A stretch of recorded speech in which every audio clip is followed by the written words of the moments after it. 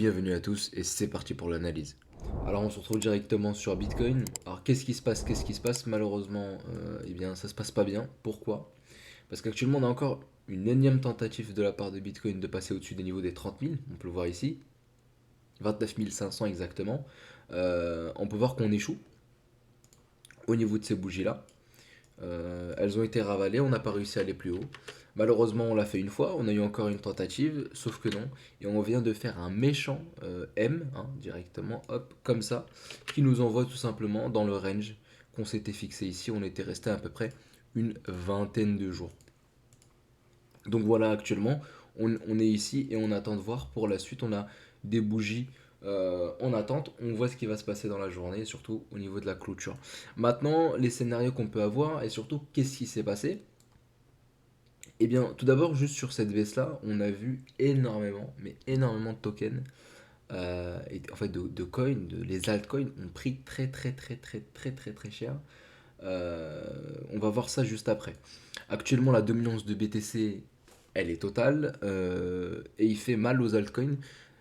Pourquoi? Parce que on peut le voir ici directement, c'est la Bitcoin Season. Alors là, le souci, c'est que les altcoins ne performent pas du tout, ils sous-performent par rapport à BTC, même si on va voir, il y a des exceptions un peu plus tard. Surtout au niveau des shitcoins qu'il y a eu là. Donc vous allez voir. En tout cas, c'est la Bitcoin saison. On a actuellement, dites-vous, un 4 au niveau de la Bitcoin saison. C'est pas arrivé depuis 2019. Donc dites-vous, depuis 2019, on n'a pas eu un chiffre aussi bas. Euh, En tout cas pour la Bitcoin season. Donc oui, les altcoins prennent très très très très cher parce que justement, c'est totalement la Bitcoin season. Maintenant, je reviens sur le graphique et on va passer juste après les scénarios à Ethereum. Et les scénarios, justement, c'est lesquels? Pourquoi? Parce qu'actuellement, ce qui peut se passer, c'est la même chose. On peut toujours rester ici et range. Maintenant, si on arrive encore à avoir la possibilité d'aller plus haut et faire quelque chose comme ça peut être nickel. Maintenant, on peut voir que les 29 500 sont une barrière. Cette zone est une grosse barrière. À voir ce qui va se passer. Maintenant, ce dont j'ai peur, c'est que si on fait quelque chose de ce style-là et qu'on va chercher ici, je peux vous le dire, on va enterrer les altcoins. Et si on enterre les altcoins, on risque pas de les enterrer à coût de moins 5%. Ça va faire vraiment très très très mal, sachant qu'il y en a, ils ont déjà pris très cher. Donc maintenant, passons justement aux altcoins et on va commencer par Ethereum. Alors Ethereum, même principe. Quand Bitcoin corrige, il corrige encore plus fort, hein, c'est la Bitcoin Season, comme je vous l'ai dit. On a eu plusieurs tentatives de passer au-dessus des 2000. Là, on avait réussi. C'était au moment où Bitcoin avait réussi justement à passer cette zone ici. Là, vous voyez les bougies ici, on a réussi à clôturer au-dessus, malheureusement on a intègre. Et bien Ethereum, c'était le même principe. On a eu les bougies où on a réussi à passer les 2000, sauf qu'on a réintégré très fort. Malheureusement, on voit ici que la barre des 2000, elle ne bouge pas. On n'arrive pas à passer au-dessus. On est passé dessus à un moment, sauf que la bougie a été ravalée directement. Et actuellement, ce qui se passe, c'est qu'on a eu un rejet au niveau des 2000 et on se retrouve au 1850. L'autre niveau à voir maintenant, si en cas de correction, ça va être les 1700 à surveiller. Sinon, on risque d'aller dans ce range-là. Et en cas vraiment de grosses corrections, bah, on ira voir les 1400, 1350 plutôt, entre les 1100 et 1350, voilà, vous voyez ce range ici. Il y a plusieurs petits ranges là, mais en tout cas, on risque de passer en dessous. Si on passe en dessous des 1700, on risque d'aller beaucoup plus bas. Directement, en fait, soit vers les 1400, soit vers les 1350, en tout cas vers ces zones-là. Maintenant, on va voir pour la suite, parce que Ethereum, il faut vraiment le surveiller de près pour pouvoir parler en fait des directions qu'il risque de prendre. Par contre, si BTC se reprend et que on commence à avoir une altcoin season un peu à la va-vite, on peut voir quand même Ethereum monter beaucoup plus haut, sachant que je rappelle qu'actuellement il y a les shitcoins qui font congestionner Ethereum, ce qui fait qu'Ethereum brûle énormément d'Ether en fait actuellement, hein. Vous avez vu le mécanisme de burn, que quand Ether est utilisé, eh bien, on brûle des Ethers et actuellement c'est la folie, on brûle beaucoup d'Ether. On va voir s'il y aura une répercussion sur le prix, mais en tout cas si on a une, on l'espère plutôt positif. Moi je passe directement au roi des shitcoins actuellement qui est PP. Et oui, il vient d'apparaître. En tout cas, là, je suis sur Get.io, mais en tout cas sur Binance, ça fait quoi, 3 jours? Non, 3 jours qu'il vient d'apparaître. Donc ce qui s'est passé, c'est qu'au listing de Binance, qui était à peu près ici, on s'est directement pris une grosse correction de à peu près moins 50%. Donc voilà où on en est. Et actuellement, PP a réussi quand même à presque avoir 2000 milliards de capitalisation. Donc ouais, c'est énorme, surtout en bière. Et ce qui se passe, c'est que bah, grâce à lui, du coup, on brûle aussi des éthers, vu qu'en fait, les gens sont prêts à payer des grands 200 € pour pouvoir acheter du PP sur Uniswap. Donc voilà ce qui s'était passé.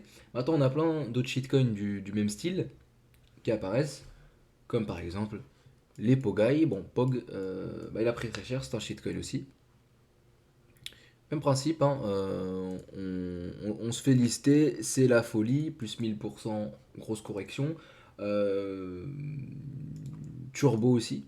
Alors sauf que Turbo lui il rebondit, à la différence de POC que je vous ai montré. Mais voyons en tout cas, actuellement les shitcoins sont littéralement en train de tout boire sur le marché, au niveau de la liquidité actuellement.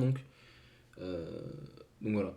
Maintenant, je vais passer un shitcoin aussi, et qui sont les ordinals. Alors là, c'est un peu spécial, ce sont tout simplement euh, bah, les tokens sur Bitcoin. Ce sont les crypto-monnaies sur Bitcoin. Donc voilà. Euh, Nouvelle révolution, révolution, voilà. Malheureusement, ce qui se passe, c'est qu'actuellement, Bitcoin n'est pas justement, enfin, n'est pas très adapté à ce genre d'utilisation. Donc ce qui se passe, c'est que les frais de transaction sur Bitcoin augmentent aussi, parce que les gens se battent en fait pour acheter des ordinals, qui sont du coup les tokens sur Bitcoin, et ça fait que bah, actuellement les personnes qui sont gagnants sur le réseau vont être les mineurs, vu ils prennent beaucoup de frais. Donc voilà ce qui se passe en tout cas sur les ordi, et c'est aussi la folie, parce que quand même, ce que vous voyez devant vous a quand même 500 millions de market cap. Donc voilà, c'est quand même big, et surtout aussi pourquoi je le mets parce que quand même, on voit, là je suis en 1 heure, hein, je vais mettre en 4 heures, c'est très très récent, ça vient d'être listé en tout cas sur Get.io, ce truc-là n'est pas listé sur Binance, à surveiller je pense, si on arrive à avoir un listing sur Binance, sachant que c'est un peu différent, hein, et c'est pas des tokens comme les autres, donc le listing il se fait un peu d'une manière, pourquoi? Parce que c'est pas divisible, les ordinals ne sont pas fongibles, c'est juste ça le souci en fait. Il faut que les plateformes réussissent à pouvoir les lister. Euh, Après, je sais pas comment ils ont fait Get.io, mais ils ont réussi à les lister. Donc, à lister en fait à peu près tous les ordinals, hein, que ça soit le même, le PEP, parce qu'il y a aussi ce genre de shitcoin là-bas. Euh, donc voilà, maintenant on voit pour la suite les ordinals, mais moi je joue un coup dessus. Parce que je vois actuellement qu'on arrive à tomber sur un prix où les acheteurs se mettent d'accord à court terme, hein. On est vraiment sur du court terme, hein. J'ai débougé en 1 heure, donc ça je le surveille de très près. Passons maintenant à quelques blockchains. Eh bien, quelques blockchains, là je vais passer du coup par Solana en premier. Alors Solana, très intéressant, tiens ce pivot, on voit ici ces bougies sont parfaites. Ce pivot reste quand même très important, à chaque fois qu'on a rebondi dessus, on a réussi à avoir un fort rebond. Maintenant le souci c'est que si on le pète, eh bien les gars, on se retrouve à 17 $ instantanément. À voir pour la suite, mais en tout cas BTC, si vraiment il décide de nous lâcher et d'aller vers les 25 000, euh, ça va plonger très très fort sur les altcoins. Donc voilà, maintenant Solana est un des altcoins qui résiste le mieux. Donc voilà, passons à Eagle. Alors Eagle, il se passe des choses. Pourquoi il se passe des choses? On a eu quand même une belle bougie à ce moment-là. Voilà, on a eu une bougie qui a été ravalée directement. On se prend un bon plus 30% qui fait plaisir. Sauf que ça a été totalement ravalé. Regardez-moi cette bougie ici. On a atteint ce prix, on a atteint les 50 $, mais directement, ça a été vendu. Maintenant, le souci, c'est qu'on se retrouve à être rejeté et là, on n'arrive pas à passer à ce niveau-là. Vous voyez les bougies ici? Je vais zoomer dessus, hein. Ces bougies-là. Ces clôtures se font juste en dessous, en fait. Et le souci, il est là, c'est que tu ne veux pas que ces clôtures se fassent en dessous. Tu veux que ces clôtures se fassent comme ça, de cette manière, qu'on puisse rebondir, en fait. Qu'on puisse rebondir sur les 40 $ et peut-être rester dans ce genre de range et pouvoir aller plus haut. Malheureusement, c'est pas le cas du tout. On échoue, on clôture en dessous. On voit ici que bah, les vendeurs ont gagné directement. On est parti toucher les 36 $. À voir pour la suite, mais Gold risque de prendre très très cher si Bitcoin décide de se retourner au 25 000. Alors pour Aptos que j'adore, hein, je le porte dans mon cœur, et bien, comme je l'ai dit dans les précédentes vidéos, à force de tester un support, eh bien on le casse. Voilà, c'est un principe plutôt basique. Pourquoi? Parce que là c'est un support, moi je parle de ce support-là, on voit qu'on s'est posé dessus. Malheureusement ici, on n'est pas venu se poser dessus en une de bougie, non, non. On est venu ici rester plus de 8 jours, 7 jours, 8 jours, à coller en fait à coller ce support des 10 $. Donc ce qui s'est passé, c'est qu'on a quand même essayé de repartir, hein. Ici on voit qu'on essaie de redécoller aux 11 $, sauf que non, ça a directement échoué. Ce qui se passe, ce qui est très intéressant, c'est que on voit que là, ces bougies ne sont pas les mêmes que ceux-là. On clôture pile en dessous des 10 $. Et derrière, on voit que sur cette bougie, les vendeurs ont gagné. Maintenant, on se dirige directement aux 8 $ et on y est déjà.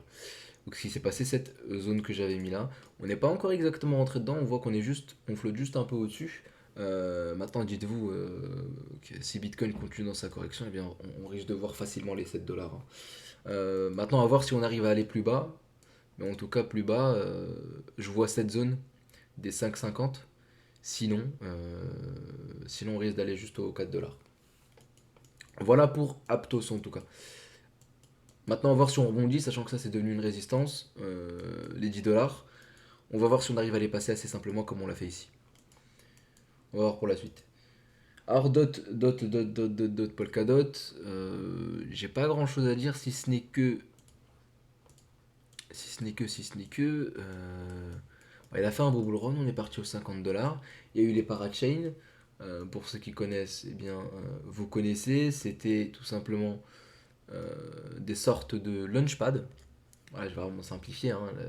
Là, il y a des mecs qui crient à partir de chez eux, mais voilà, on va dire que c'est des launchpads. Vous bloquez entre guillemets vos Polkadot et puis le projet vous donnez des tokens en retour pour votre participation. Et à ce moment-là, c'était à peu près vers là, hein.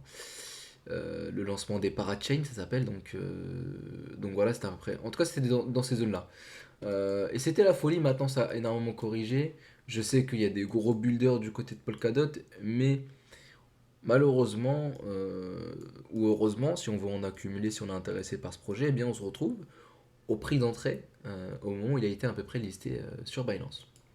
Donc voilà, actuellement on est aux 5 $ à peu près sur Polkadot. Si on va plus bas, on risque d'aller voir les 4 $, justement ici. Donc voilà pour Polkadot. Alors, je vais faire une mise à jour sur les Layer 2, les optimistiques roll-up.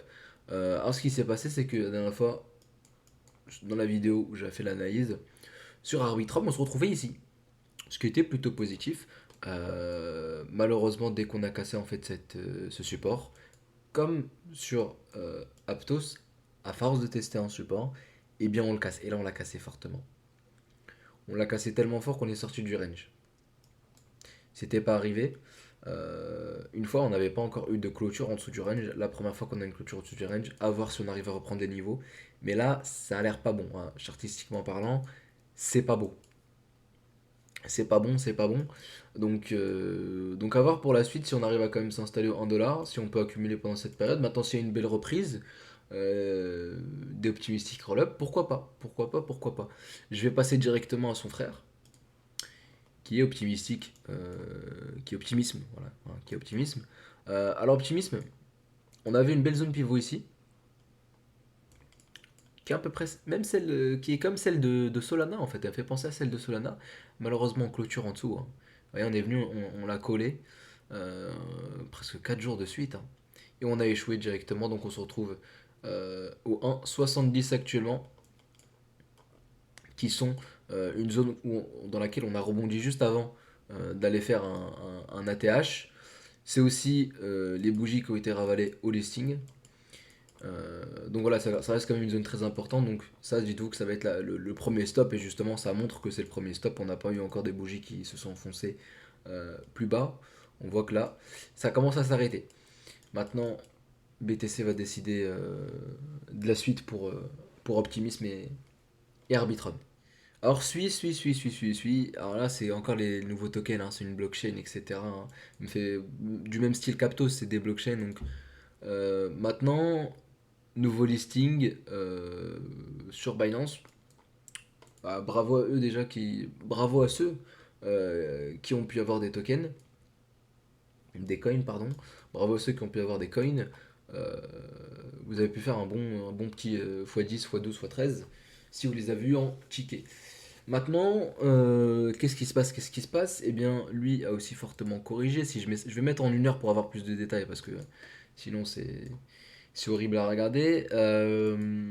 Eh bien, on voit qu'ici, on arrive à tenir ça en fait. On arrive à tenir la zone des 1,25 au listing. Justement, on vient à peu près se reposer ici. On est 1,26. Malheureusement, on casse directement. Et là, c'est devenu une résistance. On y arrive presque. Alors, je devrais même pas mettre ça. Je devrais mettre plutôt un range, hop, comme ça, parce que justement, les résistances et les supports ne sont jamais précis. Et là, ça fait beaucoup plus de sens, je trouve, je peux même l'agrandir un peu, hein. Ça, on va recouvrir ces zones-là. Ça fait beaucoup plus de sens, je trouve, ici. En tout cas, on voit que on vient de toucher maintenant cette résistance qui était un support, hein, mais qu'on échoue directement. On va voir pour la suite où on peut s'installer. C'est une charte qui est nouvelle, donc là, vraiment, il n'y a aucune zone à regarder. C'est juste comment le marché apprécie, suit. En tout cas, je vois bien le token performer dans le futur, hein. Comme Aptos, pour moi, c'est des tokens, ça, en bull run.